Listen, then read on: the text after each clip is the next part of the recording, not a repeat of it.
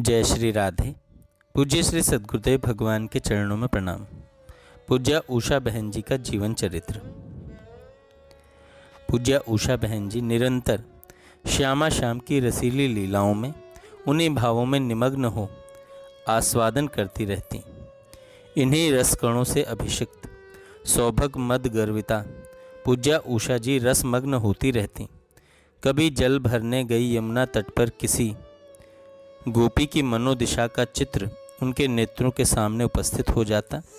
उसकी उस रस दशा का गान करती, उसी भाव में पूर्णतः ओतप्रोत होकर कह उठती। कोई गोपांगना श्री यमुना से जल लेने को आई, अभी आकर यमुना तट पर बैठी ही थी कि कहीं पास से ही मुरली की मनोहर ध्वनि उसके कानों में प्रवेश कर गई। चौंक उठी वह गोपी। उसे तो पता ही न था कब से यह मुरली विलासी, उनके प्राणधन किशोर एक कदम वृक्ष का सहारा लिए उसकी टेक लगाए यमुना तट पर खड़े थे। इसी की प्रतीक्षा में शायद कि कब यह सुंदरी कलश को जल में निमग्न करें और मैं इसे प्रणय सलिल में निमज्जित कर राग रंग बिखेरूं समेटूं। जैसे ही उस आभीर ललना ने अपना कलश कालिंद नंदिनी की नील सलिल में डुबाया कि नटखट मुरली रवकारी ने अधरों पर रखी मुरली को अमृत रस से सिंचित कर दिया। आनंद उन्माद में भर गूंज उठी वह। चकित हारिणी की भांति उस गोप रमणी ने अपना मुख फिराया। विशाल नैनों में विस्मय और राग अनुरंजना से भरे वह देखती ही देखती रह गई। कब घड़ा उसके हाथ से छूट गया उसे पता ही न चला। उसकी इस विस्मय विमुग्धकारी छटा पर रीझ उठे नटनागर और फिर वही हास विलास, वही केली विहार जहाँ कोटि कोटि कंदर्पों की चतुराई थकी सी रह जाती है। ओह, माधुर्य की इन रसमयी लहरियों में डूब उतरते रमणी हृदय निमग्न रहते हैं। इन्हीं भाव तरंगों में पूज्य उषा जी की हृदय उर्मियाँ समाकार सदा सर्वदा उल्लसित होती रहती। इन्हीं में रसमग्न हुई वे वृंदावन की सरसता में रमती रहीं। प्रिय मिलन की सन्निधि का जो सुख पारस्परिक रसादान प्रदान में प्रवाहित होता रहता है, कभी अभाव का क्रम उसमें रसवर्धन हेतु उस आस्वादन में एक नए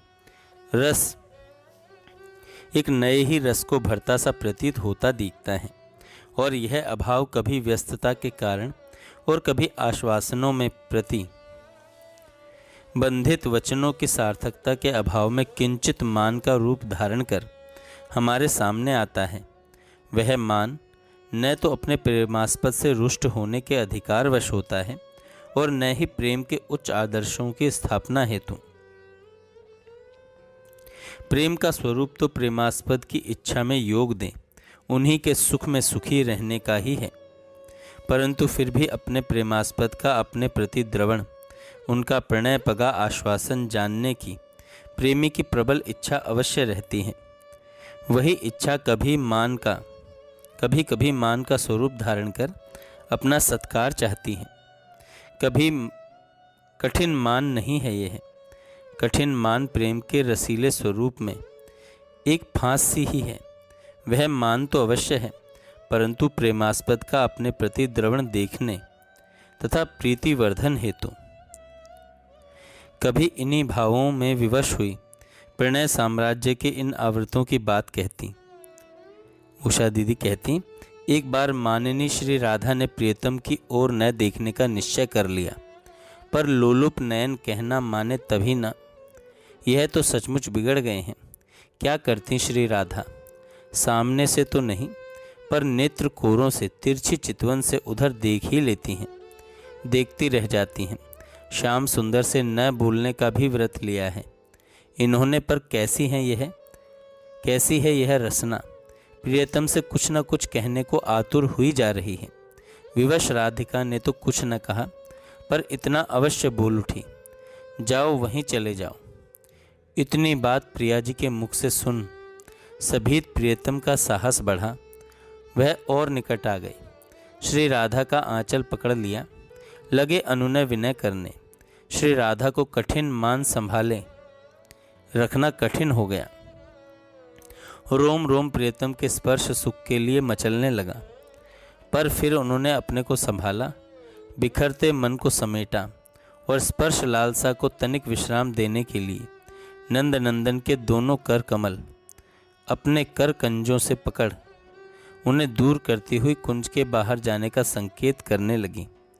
श्री राधिका की ऐसी प्रेम विवश स्थिति, ओह, इस अपनत्व में भरी प्रणय भावना सामीप्य का परिचायक बनी और समीपता में परिवर्तित हो गई। इन्हीं भावों में निमग्ना पूज्या उषा जी की प्रणय पगी भावनाएं उन्हें रस में और सिक्त करती रहती। श्री वृंदावन की रसीली मदमयी भूमि में विचरण कर आस्वादन करती पूज्या उषा जी के मन में सहसा बरसाना जाने की इच्छा हो आई। वे ब्रज और वृंदावन में कोई विशेष अंतर नहीं मानती थी। अन्य आश्रित सा ही भाव उनका उसके प्रति था। वृंदावन और ब्रज का गौरव श्याम सुंदर, उनकी प्रिया श्री राधा और उनकी काय व्यूहा स्वरूपा इन ब्रज बालाओं से ही है। लीला समायोजन हेतु वे सभी स्थलियों में विचरण करते हैं। ब्रज की कोई स्थली ऐसी नहीं जो इन प्रेमी युगल के चरण चिन्हों से स्पर्श न हुई हो। अतः भिन्न भिन्न लीलाओं के समायोजन भिन्न भिन्न स्थलियों में भिन्न भिन्न निकुंजों में चलते ही रहते हैं। जहाँ युगल का रस विहार लीला विलास गतिमान है, जहाँ उनकी अनन्या प्रिया यह ब्रजांगनाएं विचरण करती हैं, जहाँ गोचारण हेतु श्याम सुंदर विचरण करते हैं, वह संपूर्ण ब्रज की स्थली उन्हीं की लीला स्थली होने के कारण सर्व पूज्य है। यह बात अलग है कि कुछ स्थलियां विशेष रूप से विशेष लीलाओं के लिए अपना ही वैशिष्ट्य रखती हैं, परंतु वृंदावन की सीमा का विस्तार भी दूर दूर तक फैला हुआ है और वृंदावन केवल 5 कोस की परिधि में न होकर समस्त ब्रज में व्याप्त है। जहाँ श्यामा श्याम अपनी प्राण प्रिया श्री राधा तथा इन गोपिकाओं के साथ विहार रत रहते हैं, वही स्थली वृंदावन है। उसे ही वृंदावन कहना होगा। श्री यमुना तट पर स्थित वृंदावन भी विस्तृत भाव से वहीं तक माना जाएगा। यह धारणा पूज्या उषा जी की रही।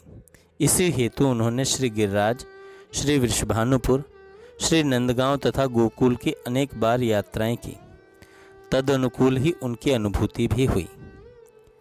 जय श्री राधे।